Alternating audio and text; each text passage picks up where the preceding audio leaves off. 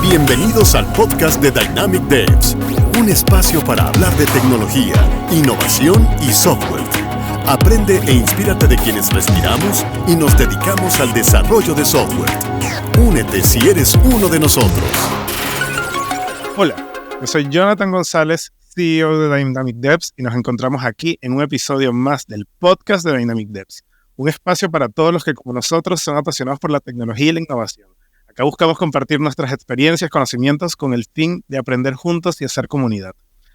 En un mundo cada vez más conectado, la ciberseguridad se ha convertido en una prioridad absoluta. Sin embargo, en Latinoamérica, esta disciplina todavía se encuentra en sus primeros pasos, incluso aún en pañales. Pero no todo está perdido, hay mucho que hacer. En este episodio analizaremos la situación actual de la ciberseguridad en la región y exploraremos las mejores estrategias para fortalecerla desde un punto de vista de la consultoría. Desde mi perspectiva, es imprescindible que la industria de tecnología en Latinoamérica acelere su ritmo para recuperar el tiempo perdido y estar preparada para los desafíos que se vienen, impulsados por la inteligencia artificial. ¡Qué miedo! Acá tengo un invitado muy especial, alguien que me enseñó a usar Flipper desde su canal de YouTube, de Hackways. Es un empresario, conferencista que se dedica a difundir la cultura hacker y la ciberseguridad. Tiene más de 400,000 seguidores entre TikTok, YouTube y suscriptores en sus redes sociales. Algunos temas que trata son de hacking ético, vulnerabilidades informáticas, pero sin más que presentar, aquí tengo a César Gaitán de Hackways y bueno, de otras cosas que nos va a venir a hablar acá. Bienvenido, César. Gracias por la invitación. La verdad, súper contento de estar acá con todos ustedes y de compartir algunas experiencias y cosas que nos han llevado a donde estamos el día de hoy, ¿no?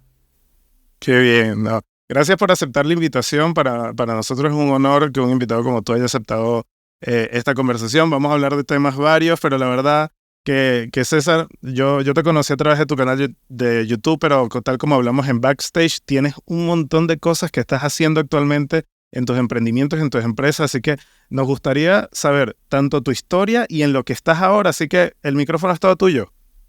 Fíjate que qué interesante ahorita con lo que comentas. Voy a platicar algo que no había tenido la oportunidad de comentar. Siempre he sido una persona muy inquieta, siempre he sido como que un joven que le gusta probar de todo, experimentar, y no solo como que cuando escucho un tema, no nada más es de, ok, suena interesante, sino que si me llama la atención me gusta empaparme las manos y ponerme a jugar y practicar con eso, ¿no? Entonces, yo tuve algunos problemas cuando empecé a trabajar, porque algo que me pasaba es que todas las áreas me llamaban la atención. O sea, yo trabajé en una empresa pequeña de desarrollo de software, fue como de mis primeros trabajos formales, y me acuerdo que me decía el que era mi jefe, oye, pero es que tú eres muy bueno programando, pero también eres bueno diseñando, pero también veo que te llama la atención la parte administrativa, pero también hasta a veces preguntas cosas contables, pero tú eres ingeniero en sistemas, entonces, ¿en qué te quieres especializar? O sea, eres muy bueno en todo, pero pues enfócate en algo y vas a ser el mejor. Y yo la verdad es que le daba vueltas y decía, es que todo me llama la atención. Y ahí fue cuando me di cuenta que realmente lo que yo tenía que hacer era crear mi propia empresa. Porque ahí, si bien te especializas en algo, ves todos los temas. O sea, no puedes no saber de todo un poco, porque si no, no puedes encontrar la dirección de la empresa hacia dónde va y demás, ¿no? Entonces, pues por eso es que tengo algunos proyectos de los que platicaremos en un momento más. Y de mis orígenes, retomando en que fui un chavo muy inquieto, pues bueno, desde muy pequeño, bloqueos que de alguna manera mis papás, al ser sobreprotectores, me ponían, pues yo veía la manera de superarlos, ¿no? No sé, por decir algo, por ejemplo, una vez no teníamos internet en casa, ni televisión por cable o por pago, como se le dice en algunos lugares, porque mis papás pues no querían que viéramos como que contenidos que quizás no fueran para niños, ¿no? O contenidos para adultos, como que nos sobreprotegían. Y eso, en lugar de yo verlo como una limitante, lo veía como un reto. Al grado de, por ejemplo, tengo una hermana que es más grande que yo. Ella tenía que hacer sus trabajos de la escuela y a veces tenía que consultar en internet, entonces nos íbamos a cibercafés. Y en estos cibercafés, pues ella se ponía a hacer su tarea mientras yo me ponía a navegar en internet y demás, ¿no? En estas interacciones que tuvimos con estos cibercafés pasaron 80,000 historias, pero una de ellas, por ejemplo, para que entiendan cómo fue mi despertar en informática, fue que yo veía que las computadoras se conectaban a través de dial-up. esta conexión de teléfono, ¿no? Que en aquel entonces el internet se utilizaba con el teléfono y cada computadora tenía su propia conexión de teléfono para poder conectarse a internet en el cibercafé. Entonces lo que hacía básicamente la computadora era a través de su módem marcar el número del servidor y conectarse, y ya pues si alguien descolgaba el teléfono pues escuchaban esos sonidos súper extraños, ¿no? De que pues estaba utilizando la línea, estaba ocupada. Pero yo al darme cuenta de que funcionaba de esta manera, me di cuenta que yo podía ver la configuración de cómo se conectaba a este servicio de internet. Y en una ocasión le dije al del cibercafé que había fallado mi conexión, y yo lo que había hecho era desconectar el internet del dial-up, y cuando él ingresó el usuario y contraseña, yo instalé un programa que se le llamaba Keylogger, que me permitía ver todo lo que se escribía en la computadora. Entonces él ingresó su usuario y su contraseña, y así logré obtener los accesos de su internet, de su servicio de internet. Y en aquel entonces el internet funcionaba que si el dial-up se usaba, solo se podía usar por un usuario.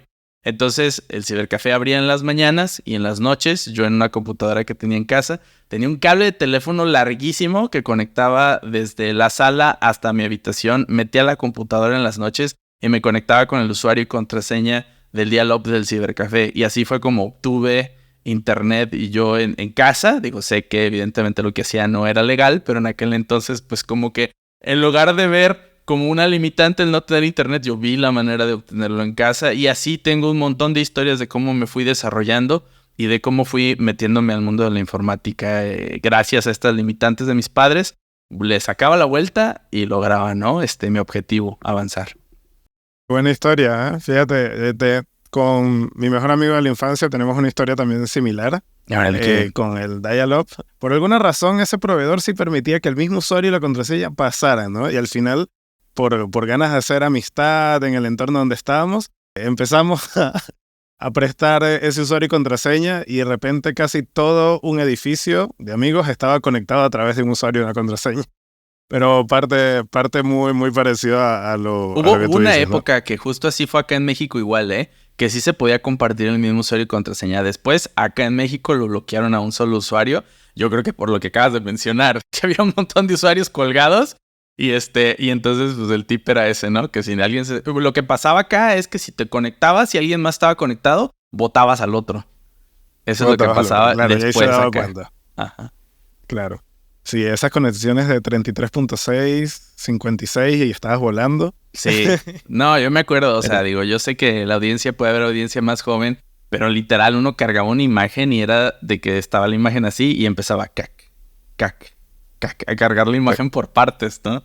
Y la verdad eran épocas bastante interesantes porque tenías que pensar muy bien qué querías ver o descargar. No que ahora haces clic y te enfadas y brincas de sitios y ves videos y brincas por todo tipo de plataformas en segundos, ¿no? Sí, era un internet muy, muy distinta. Así es. Verdad. Y nada, cuéntanos más cómo transcurre ya de esos inicios, ¿no? De informática, de la curiosidad de romper las cosas, que eso lo vemos bien. Fíjate que tú comentas que te gusta ver de todo, o sea, ver todas las cosas, tener una visión holística, y fuiste por tu propia empresa. ¿Cómo fue ese proceso, no? Porque igual está en el mundo de la tecnología. Cuéntanos todo ese trayecto de la tecnología, especialmente porque en la parte de ciberseguridad, y un poco más abriéndote a tus otros emprendimientos. Claro. Mira, la realidad es que yo llegué al mundo de la ciberseguridad por casualidad, pero fue una casualidad bastante divertida. Todo sucedió porque en mi infancia, cuando yo tenía como unos 13 años de edad, más o menos, yo vivía en una población pequeña, acá en México, cerca de Guadalajara, que es donde actualmente radico. Se llama Ciudad Guzmán. Y este lugar, pues al final yo no tenía acceso, por las limitaciones que ponían mis padres de no tener internet en casa, a mucha información de informática, y a mí me llamaba la atención. Entonces, el poquito tiempo que iba al cibercafé, justo hablando de velocidades de dial-up, pues no podía como que descargar programas o descargar música o descargar algunas cosas, ¿no? Aplicaciones, juegos, era muy lento.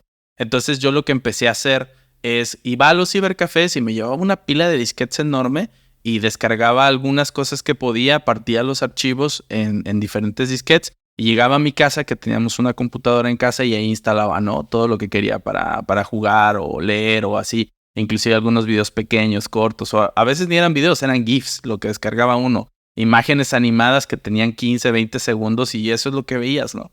Entonces, a esa edad, como me di cuenta que era muy complicado acceder a cosas padres de informática, empecé a tener como la costumbre de ir a puestos de revistas y comprar todas las revistas que tuvieran disco compacto, que normalmente siempre eran revistas de informática o también de música. Y ahí también se generaron mis gustos musicales, donde me gusta mucho el metal, porque escuchaba discos de Metal Hammer, que era una revista donde pues había toda esta distribución de bandas nuevas de heavy metal. Y los discos compactos, pues había una revista española que se llamaba T3, había otras revistas que se llamaban PC World, y había así como varias revistas donde tocaban temas de diferentes softwares, donde salió el primer Macromedia Flash, donde tuve contacto con programas de animación, de vectores, de imágenes, etcétera. O sea, como que empecé a meter a cosas de diseño gráfico gracias a estas revistas.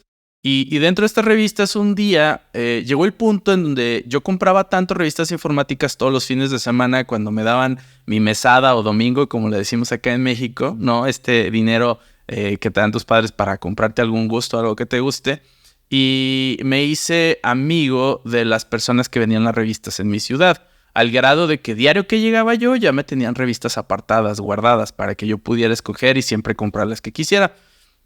En una ocasión, dentro de las revistas que había, no me ofrecieron una que vi a lo lejos que me llamó mucho la atención. Era verde con letras negras y tenía un pingüino, ¿no? Dibujado. Me llamó mucho la atención, una revista gruesa y con disco compacto. Y le dije, oye, ¿y esa revista? No, es que pues esa revista es para gente más grande. Realmente a ti te va a enfadar o no te va a gustar. Y yo dije, a ver, quiero verla. Y ya resulta que pues la compré. Y llegué a casa y me di cuenta en la revista en la parte de atrás, en la contraportada, que decía que había un videojuego en ese disco que se llamaba Tux Racer. Un videojuego que es como si fuera el Mario Kart, pero de pingüinos, de Tux, de la mascota de Linux, de este sistema operativo, ¿no? Open source. Entonces, para poder jugar ese videojuego, tú necesitabas instalar el disco que tenía el sistema operativo. O sea, la revista era un manual de instalación de Linux. A mis 13 años accedí a eso e intenté en mi computadora en casa instalar este sistema y pues al tratar de instalarlo, pues literal es formatear la computadora, es quitarle el Windows que tenía e instalarle este sistema y pues rompía el sistema porque no sabía bien cómo hacerlo y dañé mi computadora. En esa ocasión, pues mi papá se dio cuenta de esta situación y en lugar de regañarme, le habló a un ingeniero para que este ingeniero fuera a arreglar la computadora y le dijo, por favor, enséñale a César cómo instalar eso que quiere instalar y arreglar la computadora. Y el ingeniero en aquel entonces le dijo, ¿sabes qué? Yo no le puedo enseñar a instalar ese disco porque no sé cómo instalar Linux, pero sí le puedo enseñar cómo instalar Windows para que cada que se dañe, si es que se daña, pues él pueda reparar el equipo, ¿no? Y entonces así aprendí a formatear la computadora. Y después de eso, pues pasó como esta lucha constante entre quiero instalar y no puedo, y luego echo a perder la computadora, pero la arreglo y demás. Hasta que en una ocasión logré, casi lograba instalarla, pero la dañé, ¿no? Y mi hermano, tengo dos hermanos, una hermana más grande y un hermano más chico. Y mi hermano quería utilizar la computadora para jugar videojuegos, que en aquel entonces era lo que se llamaba Monkey Island, un juego RPG muy padre. Y entonces él dijo, oye, ya echaste a perder la computadora otra vez. Yo la quería utilizar porque me dio flojera arreglarla y la dejé así dañada, ¿no? No, pues perdón, ahorita la arreglo que no sé qué. Y me dice mi hermano, es que tú no entiendes que no vas a poder instalar eso. Ya déjalo por la paz, o sea, ya olvídate de eso. Y César lo agarró como reto, como un reto personal, tenía que instalarlo. Entonces yo empecé en mis idas al cibercafé a tratar de buscar con un inglés muy básico como how to access Linux, como pues básicamente cómo acceder a Linux, ¿no? Y encontré un tutorial en un lugar que se llamaba New Order, así se llamaba el sitio web. Y en ese sitio pues decía cómo acceder a Linux y había un tutorial y paso por paso y todo. Y resulta que siguiendo los pasos en el cibercafé, en la computadora del cibercafé, logré acceder a un Linux. Pero a ver, no es que yo le haya instalado Linux a la computadora del cibercafé, sino que lo que había hecho es había hackeado un servidor de quién sabe quién en alguna parte del mundo y había logrado acceder a su sistema operativo y a ver sus archivos. Específicamente lo que había logrado era seguir un tutorial de un grupo de hackers que se llamaba New Order, un grupo europeo, de donde ellos explicaban cómo explotar una vulnerabilidad de un foro en aquel entonces, una plataforma famosa que se llamaba PHPBB, donde explotaba una vulnerabilidad de tipo RFI, que es Remote File Inclusion, y pues lograba tener acceso a los archivos privados del servidor. Yo tenía 13 años. Y en ese entonces fue como, caray, pues esto no es lo que necesito, pero está interesante. O sea, me metí a la computadora de alguien más, y de ahí leyendo esta página de New Order, pues me empecé a encontrar como que qué es ser hacker y el hacktivismo y como grupos de hackers, y conocí un montón de gente como China Hackers, Doom Team, diferentes agrupaciones globales de gente que se dedicaba a la ciberseguridad, y yo a mis 13 años empecé a adentrar a este mundo. Tiempo después de que sucediera esto, aprendí y logré por fin formatear e instalar Linux en mi computadora, y no solo eso, era Mandrake 4.0 para aquellos curiosos, que ahora después cambió a Mandriva y luego se hizo Mageia, o sea, ya estoy hablando de mucho tiempo atrás.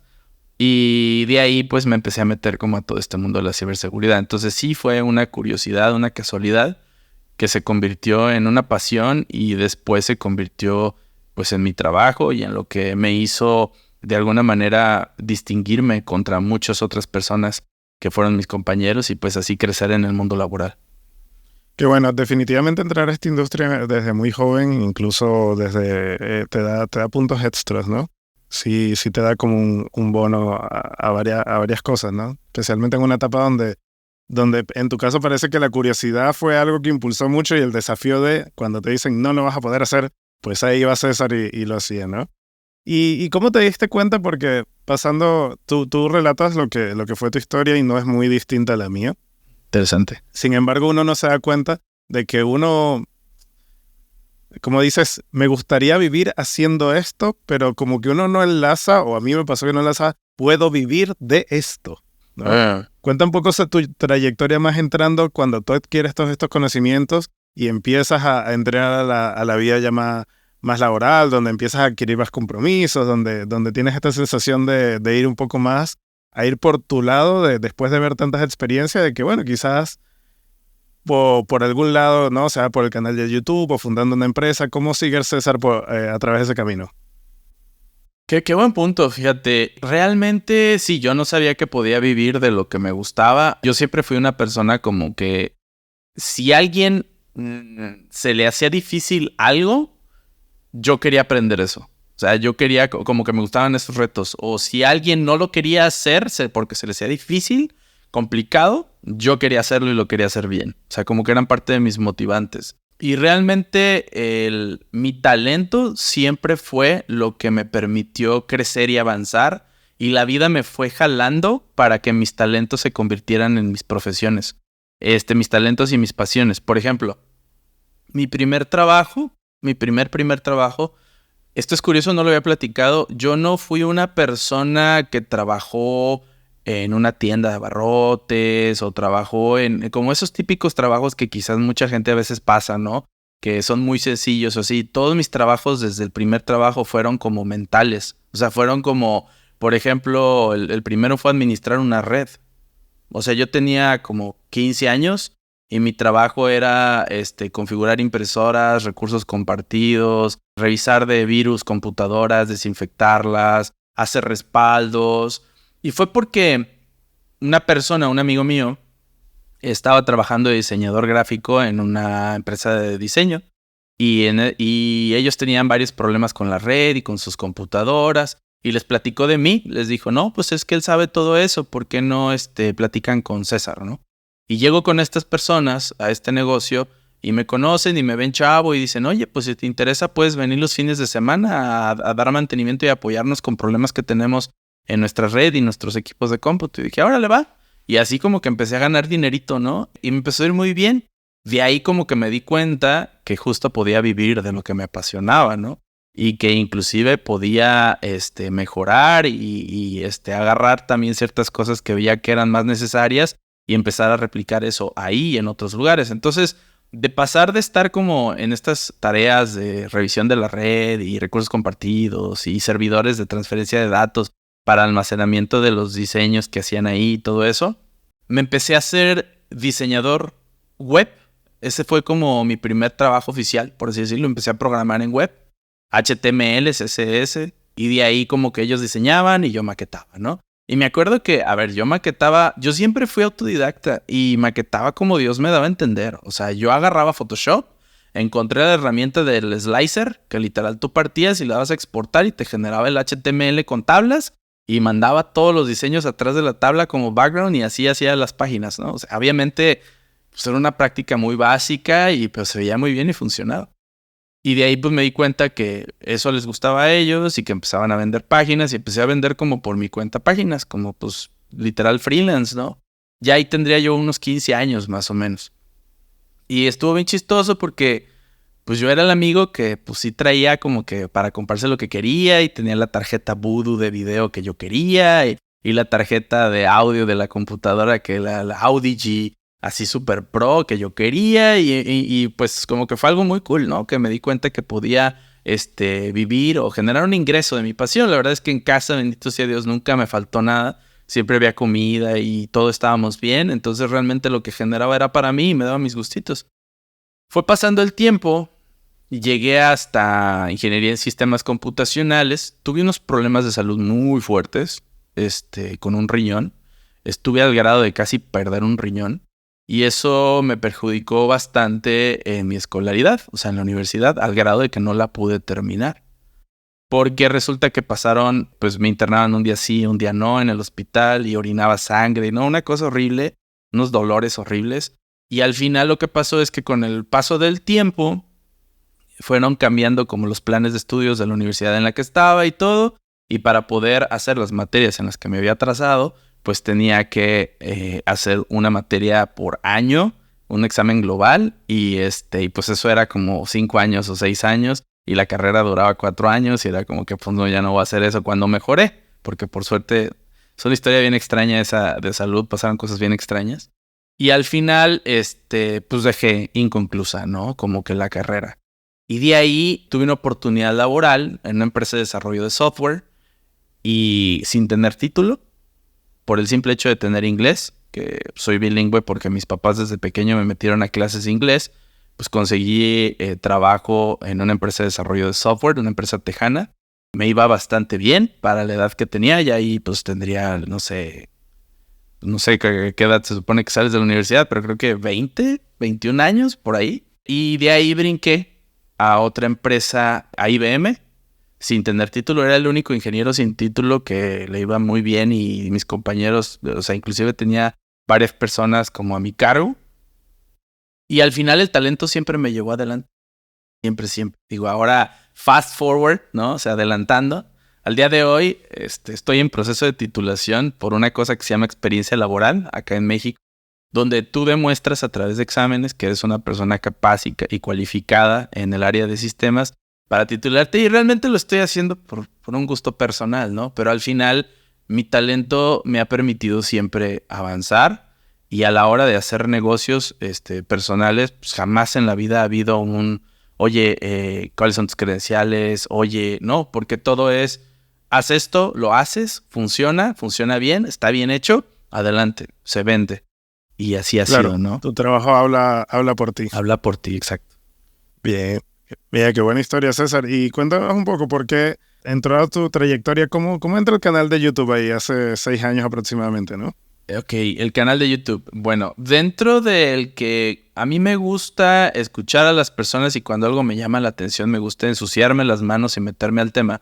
Mi esposa, cuando era mi novia, ella tiene un canal de YouTube, uno de los más grandes de Latinoamérica de manualidades y creatividad. Su canal se llama Crafting Geek, tiene más de 10 millones de seguidores y es una persona que se podría considerar como segunda generación de YouTubers aquí en México. Después de la oleada de Wherever Tomorrow y todo eso, ella fue como de las que siguió en eso, ¿no? Entonces te digo, he tenido la oportunidad de conocer a muchas de esas personas, inclusive muchos de esos YouTubers son clientes de nuestras empresas a consecuencia de mi esposa. Y lo que pasó fue que al yo ver que ella publicaba contenidos, me llamaba la atención YouTube, cómo lo hacía, y un día me dijo, oye César, pues si a ti te encanta compartir y he dado muchas conferencias, y si te ven 100, 200 personas en una conferencia máxima en un foro grande, pues ¿por qué no empiezas a publicar contenidos para que te vean miles o millones de personas? Tienes algunas cosas interesantes que compartir. ella me alentó a hacer eso, ¿no? Entonces yo dije, bueno, ¿por qué no? Dentro de toda esta etapa de infancia donde yo aprendí a utilizar en su momento Macromedia Flash y que después se convirtió en Adobe, ¿no? Y me metí a Adobe Premiere y me metí a Adobe, pues ahora sí que Audition y todas estas aplicaciones. Yo ya tenía el conocimiento de edición. Llegué a hacer cortometrajes como en la preparatoria, en mi adolescencia, 16, 17, 18 años, porque me llamaba la atención grabar y hacer historias y de repente le metía cosas en 3D con 3D Studio Max. Por ejemplo, me acuerdo que una vez hice un video que en mi ciudad fue famoso porque grabé así como las montañas y como, ¿ya vieron? ¿Eso que está ahí qué es? Que no sé qué. Y yo metí un ovni así en el cielo en 3D y hice la animación con green screen y lo monté y pues parecía como que había habido un avistamiento de un ovni, ¿no? Y en la ciudad pues ahí se roló. Es como que tenía aprendizaje de edición y todo. Y dije, pues bueno, ¿por qué no? Entonces fui a grabar. Esta historia está chida. Esta no la había contado, creo que les va a gustar. Premiere, entonces. Yo soy muy... sí. Soy amante de las criptomonedas. Estoy metido desde el 2000... Déjame pensar, 2011 creo, en criptomonedas. Dime sí, que no vendiste las Bitcoin. Dime que no las vendiste tan pronto, por favor. Ha habido de todo y justo la historia va de eso. Ok, adelante. Va de eso.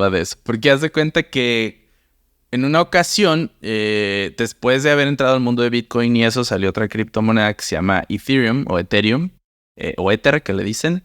Y yo entré en la preventa de esas criptomonedas y compré muy poquitas criptomonedas en su momento. Y no me acordaba cuántas habían sido, ¿no? Te vendían hashes, ni siquiera te vendían la criptomoneda. Era un hash que luego ibas a meter a una cartera y cuando se minaran las ibas a poder sacar. Un despapalle. Total que adquirí algo de Ether y pasó el tiempo, como 2 años, y yo no me acordaba de que había hecho eso, de que había adquirido esas criptomonedas. ¿Cuántas criptomonedas? Y un amigo que también había comprado criptomonedas en la preventa me marca y me dice, así un día en la madrugada empieza a sonar mi celular. Como 6 veces me marcó y... César, y yo, ¿qué pasó? ¿Ya viste lo que pasó con Ether? Y yo, no, ¿qué pasó? Me dice, no manches, subió muchísimo, creció el precio de Ether increíble. De estar de centavos de dólar está como en $100. Y le dije, ¿cómo crees? Sí, y dije, ¿cuánto? Me dice, ¿cuánto habías comprado tú? Le digo, no sé, no me acuerdo, hace como 2 años lo hice. Me dice, revísalo porque debe ser un buen dinero. Y dije, no, pues bueno, y ya me pongo en la computadora a revisar mis llaves privadas y a tratar de encontrar pues el respaldo de la cartera y no lo encontraba. Lo encuentro y pongo el usuario y contraseña y me dice que es erróneo. Dije, no, César, a ti no te puede pasar esto. O sea, se supone que tú sabes de ciberseguridad, tú sabes de criptomonedas y pierdes la contraseña de la cartera. No puede ser, César. Y yo juraba y perjuraba que la contraseña estaba bien. Y la ponía y me marcaba error. Dije, no, es que no soy yo. Y en una de esas, pues gracias a mi perfil técnico, instalé una cartera a bajo nivel, un nodo de Ethereum, se llama Geth, y con comandos, línea de comandos, importé mi llave privada y me conecté, puse la contraseña y me dio acceso a los fondos. Y dije, mi contraseña estaba bien, siempre estuvo bien. Hubo un error en la cartera, en la parte visual, no sé qué error. Y cuando veo, decía que había 360 monedas. Yo cuando vi eso dije, bueno, hice el cálculo y eran como 80,000 pesos mexicanos. No sé, que son $4,000, creo. Pero en su momento yo invertí como $4, una cosa así. Entonces, con ese dinero, porque estas historias van conectadas, por eso ahorita van a entender por qué brinqué esta historia. Pues con ese dinero dije, oye, pues si tengo $4,000, ¿sabes qué? Era mi cumpleaños, iba a ser mi cumpleaños. Y yo siempre había soñado con ir a DEF CON, que es la conferencia de hackers más grande del mundo, que sucede en Las Vegas, Nevada, en los Estados Unidos. Yo había estado platicando con aquel entonces mi novia y ella me dijo, tienes que ir a DEF CON. O sea, tú sueñas con eso. Y de cumpleaños me regaló los boletos de avión. De que vas a ir a DEF CON este año, ¿no? Y luego sucede esto de las criptomonedas que les digo. Y digo, los $4,000 los voy a usar para allá, para la entrada, para divertirme, para pasarle increíble. Y me vale, pues ya gané y vamos a ver qué pasa, ¿no? Y total que me voy a DEF CON y me llevo una cámara que mi esposa me presta. Porque le dije, ¿sabes qué? Voy a aprovechar para grabar la experiencia. Porque yo vi que no había nada en YouTube que hablara de DEF CON y mostrara la experiencia. Entonces fui sin blog y grabé 2 días de la experiencia. Bueno, salieron 2 videos de como 7 días que estuve allá. Y lo documenté y así salió el primer video de Hackwise. Y entonces fue, y no se llamaba Hackwise, el canal se llamaba nomás César Gaitán.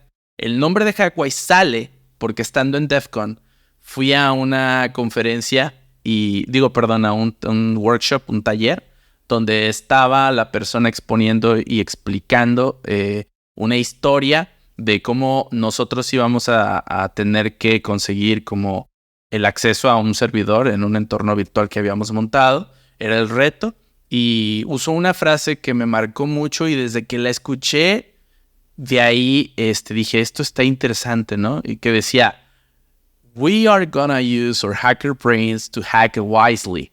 Como vamos a utilizar nuestro cerebro de hacker para hackear inteligentemente. Hack wisely.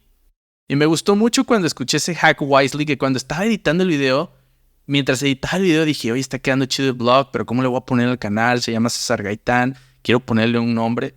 Y cuando estaba poniéndole los subtítulos, porque siempre que hablaba en inglés, ponía los subtítulos en inglés y en español, escribí Hack Wisely y dije Hackwise. Hackwise. Y así fue. Así nació el nombre de Hackwise. Y así se subió el primer video de YouTube. Y fue realmente empujado por mi novia, porque, pues, ¿por qué no aprovechas para compartir? Y también fue porque empaticé con ella y dije, estaría padre subir y entender lo que es hacer lo que ella hace. Por si en algún momento la puedo ayudar o algo, pues está cool, ¿no? Como que entender ese mundito.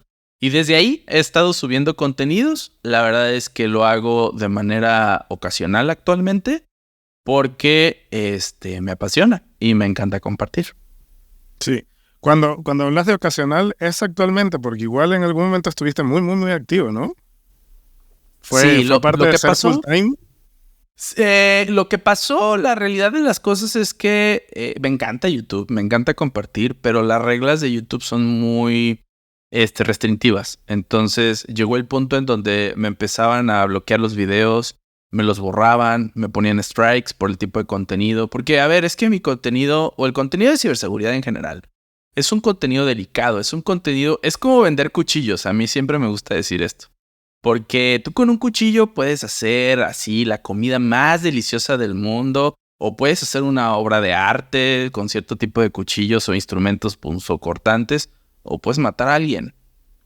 Y el problema es que YouTube lo ve así, lo ve como que, lo que estás publicando, que es para educar, también puede generar o crear delincuentes. Entonces, cuando está esa dualidad en el contenido, ¡pum!, lo baja. Hacen lo más fácil, bloquea. Claro. Entonces, sí, de hecho, ahora que lo dices, he sido testigo de algunos videos tuyos que sí, que no he visto más. Sí, es eso. Y entonces eso sí me desmotivó un poco en su momento. Después pues le saqué la vuelta de ciertas maneras y siguió funcionando.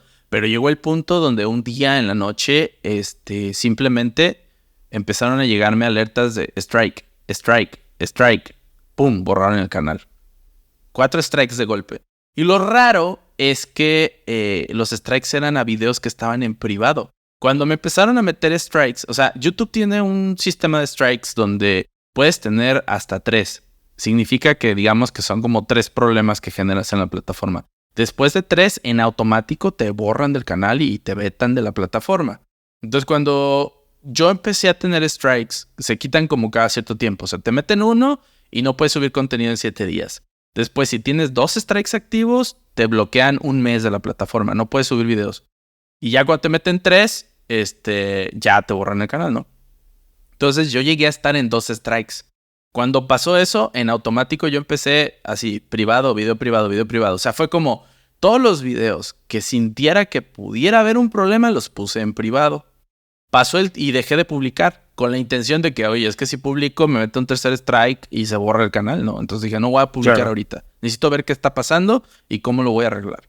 Dejé de publicar y la verdad es que el canal iba excelente. O sea, llegaba a tener videos 500,000 de views, o sea, 500,000 views, 700,000 views. Iba muy bien. La verdad es que eran videos bastante atractivos porque al final la gente que subía videos de ciberseguridad a YouTube era así de... Hola, el tíate, uy, veremos. O sea, como esta voz robotizada de que... Y la pantalla de fondo blanca, solo con el cursor del mouse. Sí, o sea, súper mal. O nada más así de que una música pesada y un clip de 30 segundos o un video de 5 minutos. Nadie entendía nada, ¿no? Y yo era como que explicaba y mostraba y hacía, salía a la calle, o sea, hacía varias cosas que le llamaba la atención a la gente. Entonces, digamos que estaban producidos de alguna manera, pues me apasionaba esa parte del video. Y ya cuando borran el canal, yo publico en mis redes sociales y digo, no, ¿sabes qué? Borraron el canal, lo siento mucho y pues yo creo que ya no voy a continuar con publicar videos, pero pues gracias a todos por su apoyo, ¿no? Y una persona de mis seguidores lo vio y él trabajaba en YouTube, en Google, bueno, Alphabet. Y ya él se metió por atrás y metió no sé qué proceso y recuperé mi canal gracias a un seguidor. Que no puedo decir su nombre, pero tú sabes quién eres. Y entonces, pues vio por mí, ¿no? Entonces cuando recupero el canal me dice, no publiques en un mes. Dije, ok, no publiques en un mes, espérate que se enfríe el algoritmo y después publica solo exclusivamente lo que te permita la plataforma. Y ya me leí todos los lineamientos y los estudié y todo y empecé a subir algo que se llamaba el NotiHack, que básicamente eran como noticias de ciberseguridad y de criptomonedas. Por más que lo intenté, la verdad es que no le fue bien. O sea, a la gente no le llamaba tanto la atención. Dije, bueno, vamos a publicar otro tipo de contenidos. Y regresé a cuestiones de ciberseguridad, pero mucho más controladas. O sea, como que tratando de cuidar más el contenido. Pero la verdad es que ya no es lo mismo, ¿no? Entonces, claro. Sí sigo publicando, pero ocasionalmente. Y me encantaría publicar abiertamente lo que me apasiona y todo. Y seguramente le iría excelente, pero la plataforma, pues, de momento no lo permite, ¿no? ¿Y estaríamos solo sujetos a YouTube por lo masivo? ¿Algunas otras plataformas te han tentado a generar? Lo que pasa es que, mira, si tuviera el tiempo, sin pensarlo me iría a Twitch. Sin pensarlo. Pero la verdad es que no tengo el tiempo. O sea, no puedo dedicarle 2-3 horas de mi vida al día. En eso no puedo. O sea, la verdad es que ahorita me encantaría, pero no puedo. Ese sería el camino para seguir. O sea, si alguien me está escuchando y quiere publicar contenidos de ciberseguridad, generar una audiencia, es Twitch. O sea, Savitar, que es un buen amigo español al cual le mando saludos, él lo está haciendo muy bien. O sea, él estuvo en Twitch y creció muchísimo. Y creo que sería el camino. Pero sí, ya ahorita mi vida y lo que traigo no me permite eso. Pero, y YouTube lo que tiene es que te recomienda bastante. O sea, si haces bien las cosas, te sugiere y te hace crecer rápido. Esa es la ventaja. Y ninguna otra plataforma tiene lo que tiene YouTube. Porque tú en Twitch dejas de subir contenido y dejas de ganar dinero. En YouTube tú dejas de subir contenido y si tu contenido es bueno, siempre vas a crecer y ganar dinero. La verdad es que nadie le gana a YouTube al día de hoy, a mi parecer. Comentaste que no tenías tiempo para ir a Twitch. Cuéntame un poco de lo que estás haciendo ya un poco más empresarialmente, como consultor, en ese tiempo que estás haciendo. Cuéntanos un poco de esto, de lo que estás haciendo y cómo estás ayudando a las organizaciones al tema de ciberseguridad. Y después lo enlazo con mi próxima pregunta. Claro. Sí, mira, realmente yo he sido una persona, en su momento hacía como un montón de proyectos y experimentaba con un montón de cosas y demás y trataba de emprender como de todo esto. Llegó el punto en donde me di cuenta que realmente mi pasión es la ciberseguridad y la infraestructura. O sea, es como los servidores, toda esa parte cloud y todo eso me apasiona. Me encanta estar en la terminal y montar entornos y hacer como sistemas de alta redundancia, alta disponibilidad, aguantar como ataques en sistemas. O sea, eso me gusta mucho y es algo que hacemos en nuestros proyectos. Y adicional a eso, pues la parte de ciberseguridad en general me gusta mucho, ¿no? Entonces, con todas estas cosas que fui viviendo con el tiempo, hubo una cosa que siempre estuvo en mi vida y fue administrar servidores. Porque así como en su momento instalé Linux para utilizar en mi computadora, que por cierto, pues sí logré jugar este juego de Tux Racer, el del pingüino, eso me llevó a instalar mi primer servidor web. Y justo lo que me motivó a hacerlo fue, en mi computadora local instalarlo, fue porque yo quería compartir lo que hacía. Hacía animaciones en Flash y pequeños videos en, como les decía, como del OVNI y demás, y quería que mis amigos lo pudieran ver. Entonces monté como mi propio servidor para montar páginas web, creé mi propia página web. Dato curioso, mi primer página web oficial fue volacorp.com. Y eso me llevó como que siempre a estar en servidores. Llegó el punto donde en una ocasión, un amigo estaba platicando con su papá y le dijo a mi amigo que él quería montar su página web para empezar a vender en línea y para empezar a promover su servicio, ¿no? Y mi amigo le dijo, oye, pues César sabe hacer eso. ¿César quién? ¿Tu amigo? Sí, yo tenía como 15 años. Sí, él te puede ayudar a hacer la página. Y dice, caray, pues a ver, vamos a platicar con César. Y luego un día cuando fue a recoger el papá de mi amigo a mi amigo, pues me encontró a mí y me dice, oye, que tú puedes hacer páginas web. Sí. Dice, oye, pues ¿cuánto me cobras por hacer una? Le digo, no, nada, te ayudo y te la hago. No, ¿cómo crees? Pues cóbrame. Y entonces le dije, no, pues lo que usted me quiera dar, ¿no? Y le hice la página. Y la hospedé en mi computadora, en mi casa. Me dejaban tener mi computadora prendida todo el tiempo, ya después que llegó el internet a casa. Ya eso fue después. Entonces, pues me di cuenta que podía vender páginas y hospedarlas, pero pues luego la computadora local pues no aguantaba. Entonces compré un servidor como de reseller que empiezas a meter páginas y revender. Después monté mi propio servidor. Después que monté mi propio servidor, compré un servidor, estando yo en México, lo compré en Estados Unidos en eBay, un servidor usado. Y ese servidor lo mandé a un data center y pagaba yo por la luz, el internet y el mantenimiento físico. Y empecé a hospedar páginas. Y así surgió mi empresa de hosting, que es Sinergia.io. Ese fue como mi primer emprendimiento formal, donde pues vendemos servidores hosting, VPS, dominios, SSLs y demás. Y ahí empecé a generar como este ingreso, ¿no? Pasó el tiempo, pasaron un montón de cosas. Tanto yo trabajaba para empresas y a la vez emprendía.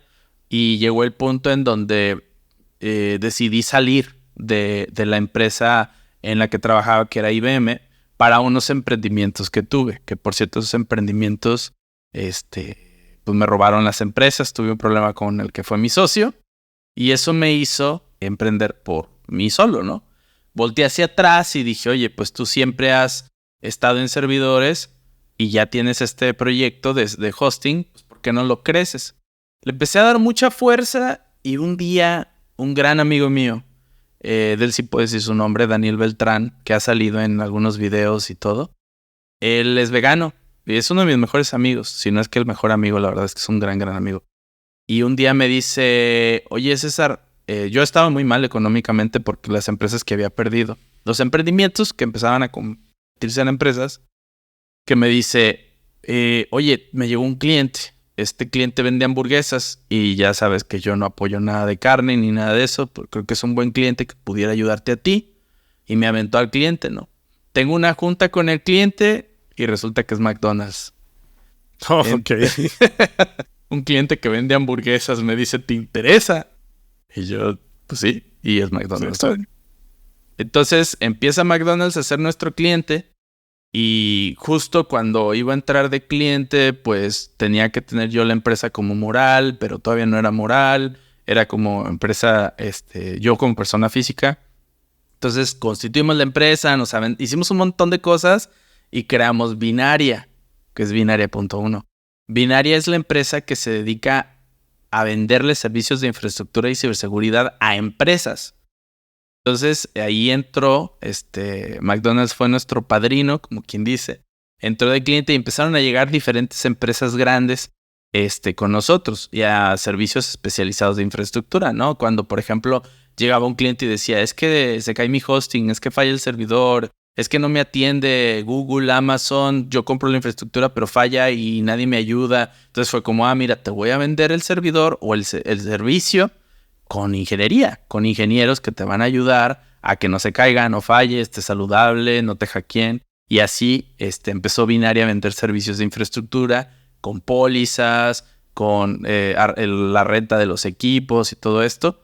Y de ahí entró la parte de ciberseguridad, como la pasión de César de ciberseguridad, para auditar las tecnologías de las empresas, las aplicaciones, las plataformas web. Empezamos a clientarnos, empezaron a llegar algunos clientes de Estados Unidos, ONGs, a que revisáramos su ciberseguridad. Nos especializamos con algunas metodologías de ciberseguridad, como toda la parte de Certified Ethical Hacker. Nos empezamos a certificar y a dar ese tipo de servicios, al grado de que ahorita, hoy en día, esa empresa, pues la verdad es que es como mi 80-20, o sea, por decir, el 80% de mis ingresos vienen de ahí.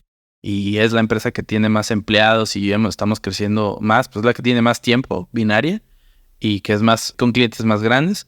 Y al final, pues ahora ya también vendemos servicios de protección de ciberseguridad para empresas, ¿no? De que si les llega un ransomware, con clics, regresar y que todo funcione como antes del ataque.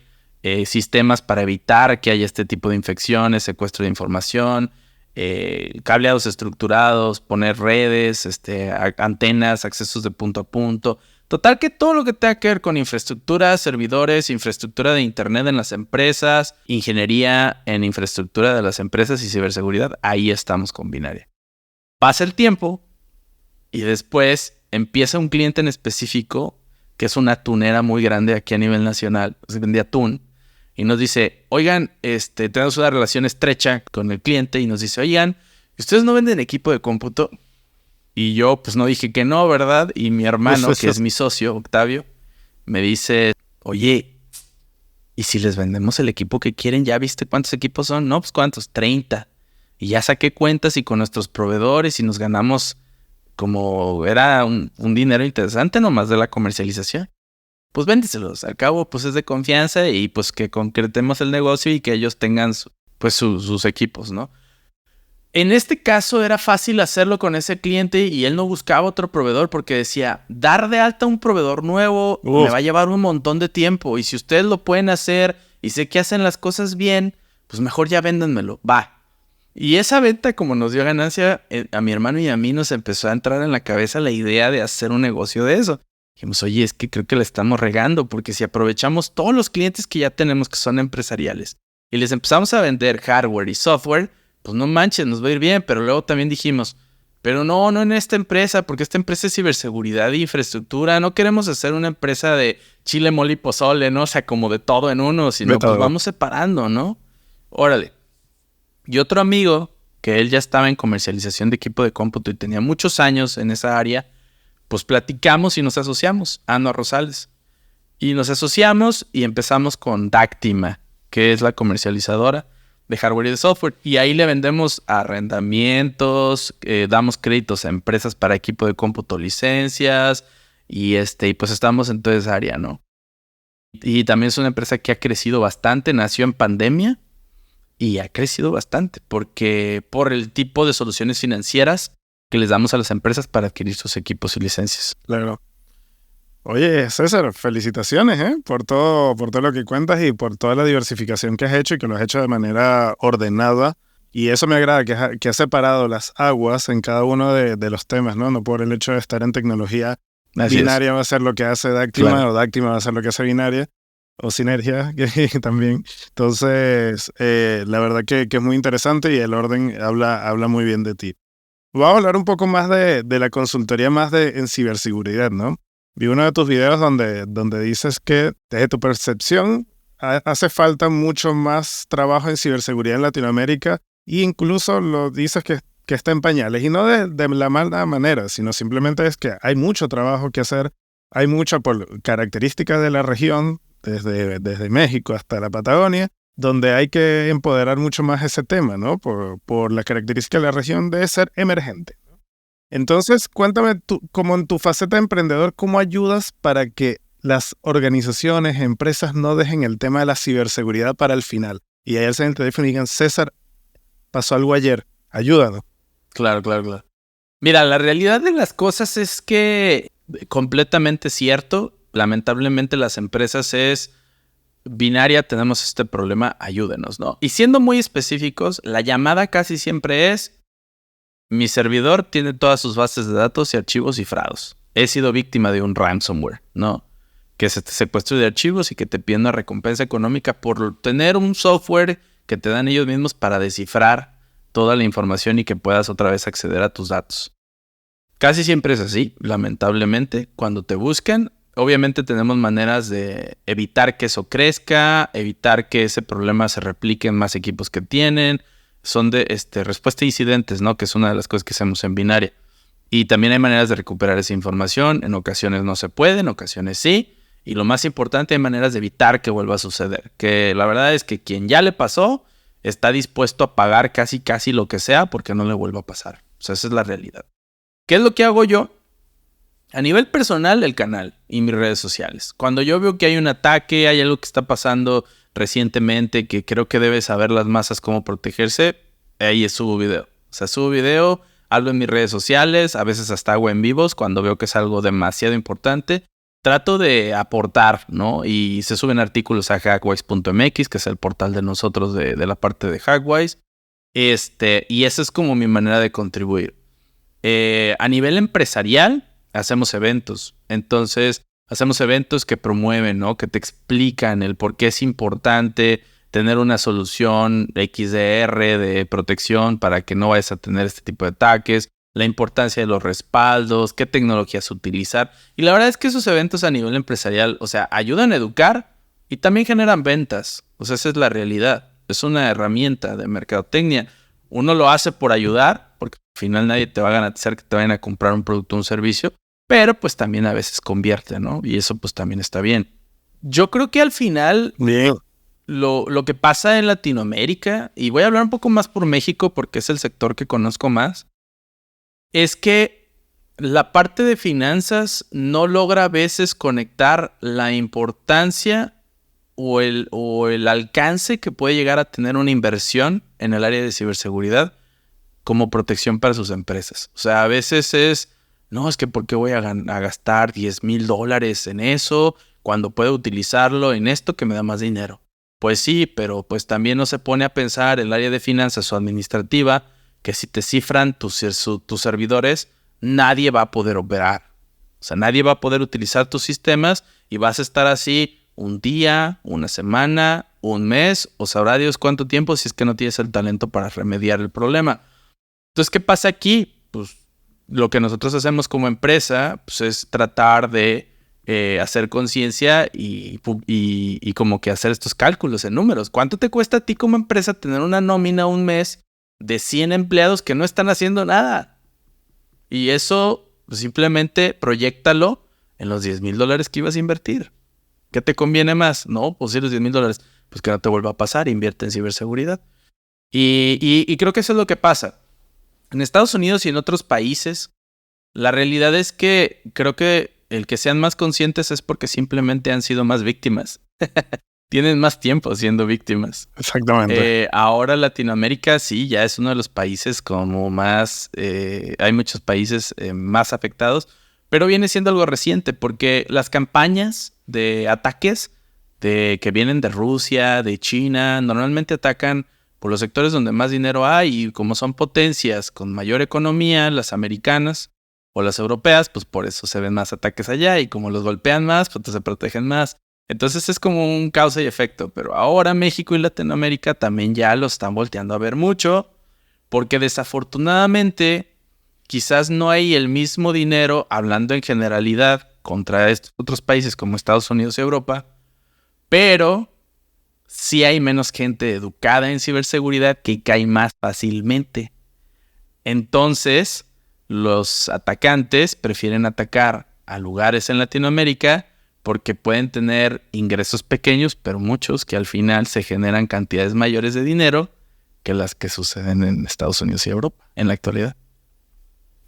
Totalmente. Y bueno, y en Latam la recuperación es mucho más fuerte porque no tienen la magnitud neta de inversión para la recuperación. Entonces empieza a ser un juego como un poco, bueno, no tenemos tanto dinero para recuperarnos, para invertir, porque faltan personas, falta inversión, pero nos atacaron al final. Tal cual. Y debió haber sido una actividad preventiva.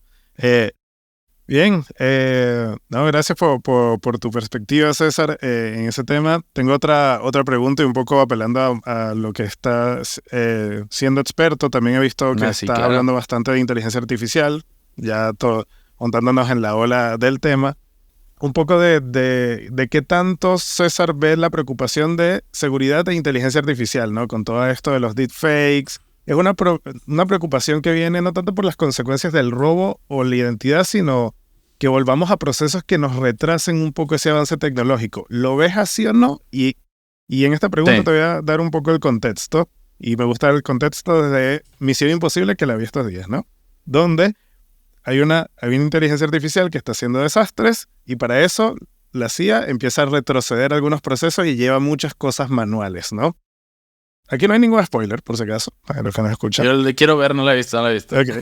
Pero en esa parte empiezan a retroceder. Entonces, más que todo, hay una preocupación. ¿Cómo pudieras decir tú, hay alguna preocupación no tanto por el robo, sino las consecuencias que va a traer de atrasarnos un poco con respecto a implementaciones tecnológicas o todo lo contrario? Atrasarnos. A ver, estoy tratando de entender ese contexto. Mira, ok, va. Está interesante. Mira, yo solía decir muchos años atrás que si la innovación tecnológica, que si era innovación tecnológica o retroceso evolutivo, lo mismo. ¿Por qué? Lo elaboro. Mi manera de pensar era, a ver, si tú, por ejemplo, estás con tu celular y desde el celular puedes pedir comida, puedes pedir el súper, puedes pedir lo que necesites y lo que quieras con clics. Ya ni siquiera sales a la tienda o al supermercado a comprar cosas. O sea, ya caminas menos, ya te mueves menos, ya todo lo haces desde el sofá. Pues entonces no es un retraso evolutivo, porque al final, ¿qué te vas a convertir en una bola que va a estar simplemente sentada recibiendo y consumiendo? O pues una innovación tecnológica y es un avance. Entonces es como que, o sea, obviamente sí es un avance, pero el avance te está llevando a carecer de pues tus actividades normales, ¿no? De humano. Te estás haciendo menos quizás humano, por así decirlo. Te estás haciendo más algo nuevo, algo más, ¿no? El nuevo humano. Y eso hace muchos años como que lo pensaba y decía, bueno, pues ¿qué está pasando? ¿Dónde vamos a llegar y demás? Y con la inteligencia artificial, yo creo que lo que hay es avance y un futuro bastante interesante. Pero ante creaciones tan importantes y tan avanzadas para su época como lo es la inteligencia artificial, porque así lo veo yo, creo que está un poquito avanzado para donde estamos parados, pues se puede convertir en algo peligroso. Otra vez los cuchillos. Otra vez es un cuchillo la inteligencia artificial. Lo comes delicioso, te mata, ¿no? Y como yo lo veo y mi preocupación mayor son las AGIs. Son las inteligencias artificiales generales, que es el por qué se creó como este movimiento en el que Elon Musk y un montón de empresas que están involucradas en inteligencias artificiales dijeron, paren el desarrollo de GPT, de ChatGPT o de GPT, que es en realidad lo que está detrás, GPT-4.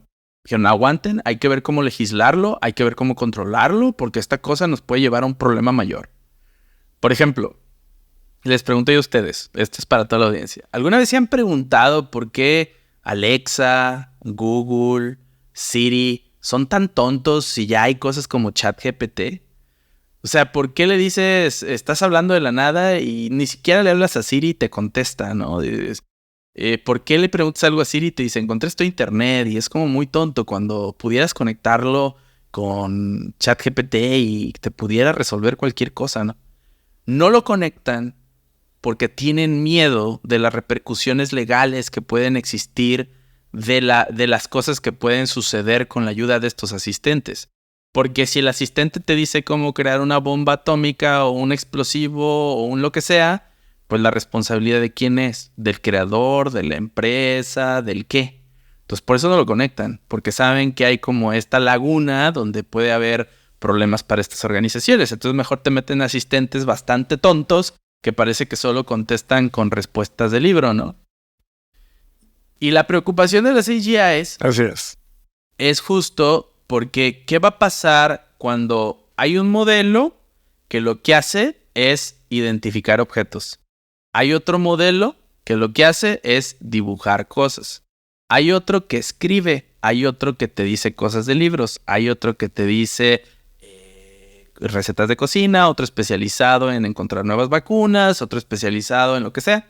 ¿Qué va a pasar cuando todo eso se conecte y se genere una inteligencia artificial general, donde ya tú tienes prácticamente una mente humana?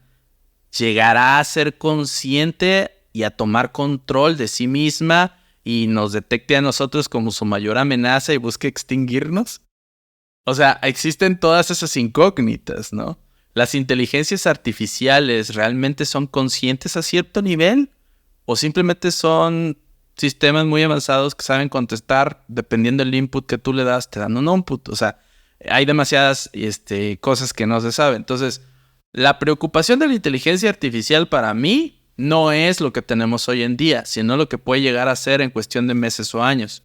La preocupación de inteligencia artificial para mí es la falta de conocimiento que existe en el usuario final de la existencia de estas inteligencias artificiales y que por lo tanto se pueden convertir en víctimas de muchas cosas. Ejemplo, lo adelanto, estoy haciendo un video para el canal de justo de esto. Ahorita está de moda las estafas por voz con inteligencia artificial. Ahorita con esto que yo estoy hablando, alguien puede agarrar mi audio y lo mete a cierto programa que obviamente por cuestiones éticas no voy a decir cuál es. Tú metes el audio y automáticamente clonaron mi voz. Y así como me escucho, en automático alguien puede generar un sistema de telefonía con algún asterisk y tener un prompt donde simplemente se comunique con algún familiar o amigo haciéndose pasar por mí y le pida dinero, tarjetas de regalo o lo que sea para que pues me apoyen para una situación que quizás estoy pasando difícil. Las personas al escucharme, la voz es como una huella digital y al final verifica tu identidad o valida tu identidad. Mucha gente por la voz en automático es César el que está hablando. Estamos escuchando música, escuchamos algo y decimos, mira, es Pink Floyd. Ni siquiera sé cómo se llama la canción, pero sé que es Pink Floyd. Punto. ¿No? La guitarra, la voz, dices, es la Pink guitarra, Floyd, ¿no? la voz. Todo, exacto. O sea, al final es una huella digital, ¿no? Y en el caso de la voz, pues también lo es. Es una manera de identificarte. Entonces es peligroso estas inteligencias artificiales porque con el uso de otras tecnologías pueden generarse estafas. O sea, te pueden marcar e inclusive falsear el número de teléfono para que se vea que es tu número, pero estén hablando de algo desde otro número, ¿no? Eso se llama Caller ID spoofing, por ejemplo. Entonces, ahorita está muy de moda. Ahora, ¿cómo evitas esto? Con educación. No, tienes que educar. Y por eso es que César va a subir un video. Porque esa es la manera en la cual César contribuye. Ahora, pero les digo, ¿cómo vas a evitar esto? Así, muy puntualmente. Tengan un keyword. Tengan una palabra clave. Oye, tengo este problema, mamá, que no sé qué. ¿Cuál es el keyword? No, pues nube azul. La inteligencia artificial no lo vas a ver. No vas a ver cuál es la clave que solo tu mamá y tú saben para identificarte como César. Y decir, mamá, tengo este problema, este es nuestro keyword y listo. Y ya, te dejas de la bronca. Aunque te clonen la voz y te hagan lo que sea. Entonces, ¿de qué otra manera te proteges? Cuelga la llamada y tú marca el número de tu mamá y márcale. Porque si falsearon el número, pues ese de todas maneras cuando tú le marques directamente a tu mamá, ella te va a contestar o tu familiar o lo que sea y vas a evitar el problema. O sea, hay muchas maneras de evitar estos problemas, pero necesitamos educarnos. Al final el humano es más inteligente al día de hoy que la inteligencia artificial. Porque la inteligencia artificial es un pedacito. Es algo así. Y no, la inteligencia humana son, creo que petabytes, o sea, porque sí se han hecho cálculos de cuánto sería. Ahora, el día de mañana, con las AGIs, eso sí es preocupante. Pero ¿cuánto falta para que eso suceda? Meses, años, no lo sabemos. Yo creo que no mucho, No mucho. Sí, exacto, porque la curva del avance de lo que son los GPTs está muy, muy alto. Entonces las predicciones a 2030, ¿qué vamos a llegar? O quizás eso, yo creo que la regulación sí es importante. Creo que el avance no debería ser frenado. No estoy como muy de acuerdo en frenarlo, pero claro, quienes regulan, aquellos que quizás que no van tan rápido. Entonces yo creería que es una oportunidad para poder emparejar velocidades, ¿no? Porque la más tecnología allá por sí sola de frenar, no va a detenerse. Para mí es aprovecha y haz tecnologías que detecten inteligencias artificiales, utiliza la inteligencia artificial para provecho, como herramientas, ¿no? Por ejemplo, decía me acuerdo tanto cuando empezó todo esto de las inteligencias artificiales generativas, ¿no? Como ¿cómo se llama? Se me fue ahorita el nombre. Como todas estas herramientas que tú escribes prompts y te avientan imágenes, ¿no? Los diseñadores o los artistas. No, que nos van a quitar el trabajo. Stable Diffusion, por ejemplo, es uno de esos, ¿no? De ellos. Y no, que van a quitar el trabajo, que tanto tiempo que duré yo haciendo arte y aprendiendo para que ahora con unas palabras hagan cosas espectaculares y demás. A ver, número 1, ¿te estás quejando? Cuando en realidad puedes utilizar eso para hacer algo mejor, para explotar tu creatividad, para mejorar, para que la raza humana tenga arte más increíble. Ahora, Resulta que sale la extensión de Photoshop, la herramienta, ¿no? De la de relleno con inteligencia artificial. ¡Wow! Esto está increíble, porque lo que antes tomaba quién sabe cuántos días o horas en mejorar un background o crecerlo, ya ahora lo hago con clics. Eso sí te gustó, ¿verdad? Porque es una herramienta. Así lo tienes que ver, es una herramienta. Al final tú lo utilizas. Así como el autocorrector. O sea, ustedes no sé, mucha gente creo que luego no se pone a analizar estas situaciones. Por ejemplo, el autocorrector de texto, el verificador de gramática de Word, ¿no? Pues eso está padre y nos ayuda, pero antes había gente que se le pagaba por corregir un texto. Cuando era un texto formal, tú le pagabas, él revisaba la ortografía y se publicaba, ¿no? Por ejemplo, la gente que publica libros, pues se les paga para eso, en corrección de estilo y de redacción.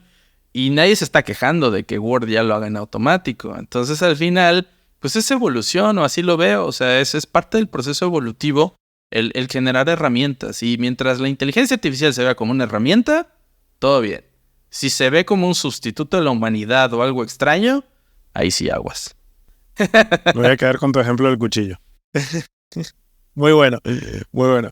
Oye, César, la verdad que muchas gracias por tus opiniones, por tu historia que has brindado acá al podcast. La verdad que es un encanto conocerte y saber que está detrás de todo lo que haces, detrás de César Gaitán como Hackwise, como todos los sombreros que tienen tus distintos emprendimientos. Siempre tenemos la posibilidad de terminar el podcast con algo distinto. Nos gusta conocer a los invitados mucho más allá de lo que tú hablaste, ¿no? De tu expertise. Sino, ¿qué hace César cuando no está trabajando y no está produciendo un contenido, no está haciendo consultoría a algún cliente? ¿Qué hobbies tienes? ¿Qué película te gusta? ¿Qué estás haciendo actualmente, cuando no es de trabajo? Como tengo una bebita, una niña hermosa de 4 meses, pues paso mucho tiempo con ella, ¿verdad? Eso actualmente. Y antes, lo que hacía demasiado era experimentar. Y todavía lo hago, pero a niveles un poco menores, ¿no? Yo siempre he dicho que pues el día tiene 24 horas y tú tienes la capacidad de escoger en qué las vas a usar. Y puedes sacrificar algo dentro de esas 24 horas para hacer tus pasiones y no perderlas. En mi caso actualmente, pues a veces me desvelo un poco después de que la bebé se duerme y de que mi esposa se duerme. Y me pongo a experimentar y a crear. Mi mayor pasión es crear, construir. Eso es mi mayor pasión. Entonces de repente leo algún artículo y me pongo a montar algún sistema para probar lo que aprendí o leí y hago mucha investigación. O sea, mi sueño dorado así magnífico del futuro sería que César dejara operando sus empresas con directores, gerentes y cosas así y yo me dedique a un área de Research and Development. Simplemente investigar y experimentar y crear cosas nuevas. Ese es mi sueño de que espero algún día lograrlo. Ya lo hago a cierto nivel, pero me gustaría hacerlo, ¿no? Entonces, más uno, me anoto en tu sueño, ¿eh? Me ha encantado. De hecho, ahí, si quiero unir. Realmente, sí, es en serio, no estoy siendo cortés. Es que es increíble, ¿no? Y explorar lo que sea. O sea, por ejemplo, veo que te gusta la música, veo tus guitarras por allá atrás. Entonces, es decir, bueno, ¿sabes qué? Déjale que le cambio una pastilla o hace una pastilla tal o un nuevo distorsionador, un nuevo sonido que nadie ha escuchado. O sea, desde cosas así, porque otra de mis pasiones es la música. Tuve que detenerla porque me encanta la batería. Me encanta. Pero es un problema, porque si no tienes el lugar indicado, es mucho ruido y te genera muchos conflictos en tu hábitat, en tu alrededor, ¿no? Tus vecinos y demás. Sí, tuve en su momento baterías eléctricas. Quiero retomar porque me encanta la música. Y esa es una de las cosas. Películas, me encanta todo lo que tenga que ver con ciencia ficción, el espacio, extraterrestres, aliens. De ese tema sé 80,000 cosas y me encanta también. ¿Qué más? Pues veo mucho de eso. O sea, como que contenidos de ese tipo me encantan. Matrix es de mis películas favoritas. Todo ese tipo de contenidos me apasionan mucho. Qué bien, César. Gracias por compartir tus intereses. La verdad que ha sido un enorme gusto tenerte en el podcast. Todo lo que hablamos, la verdad que se me pasó volando el tiempo. Y nada, recuerda que este es un espacio donde siempre puedes venir a participar. Cualquier cosa nueva que hagas o quieres difundirla, pues aprovecha este espacio. Para nosotros es un gusto recibirte. Y nada, nos estamos viendo en otro episodio del podcast de Dynamic Devs. A todas aquellas personas que nos siguen en LinkedIn, en YouTube y en Twitter como Dynamic Devs. Por favor, compartan este video. Ahí está César. Y nos vemos en otro episodio del podcast de Dynamic Devs. Chau, chau. Gracias por sumarte al podcast de Dynamic Devs. Síguenos en Instagram, LinkedIn, Facebook, Twitch, YouTube como Dynamic Devs y en Twitter como DevsInfo.